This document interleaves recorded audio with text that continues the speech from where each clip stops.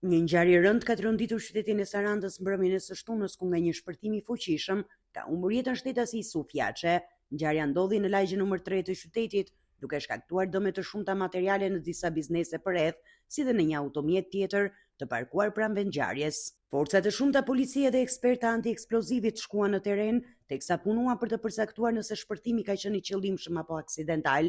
Zona u rrethua menjëherë pas ngjarjes, ndërsa grupi hetimor mblodhi prova në vendin e ngjarjes, si dhe sekuestroi pamjet e kamerave të sigurisë përreth. Burime policore bëjnë me dije se viktima nuk ishte emër i panjohur për uniformat blu. Yusuf Yaçe kishte precedent penal dhe më herët kishte qenë shënjesër i një atentati në vitin 2011.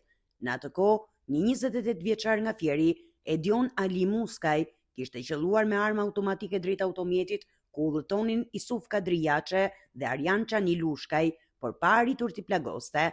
Ngjarja kishte ndodhur në të njëjtën lagje, pranë shkollës Adem Shena. Muskaj u shpall më pas në kërkim dhe u akuzua për vrasje me dashje të mbetur në tentativë, mbajtje pa leje të armëve luftarake dhe municioneve, si dhe prishje të qetësisë publike.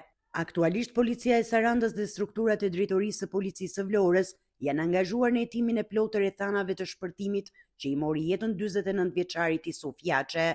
Hetimet pritet të përcaktojnë nëse kemi të bëjmë me një larje sapesh të vjetër, një incident aksidental apo një sulm të porositur.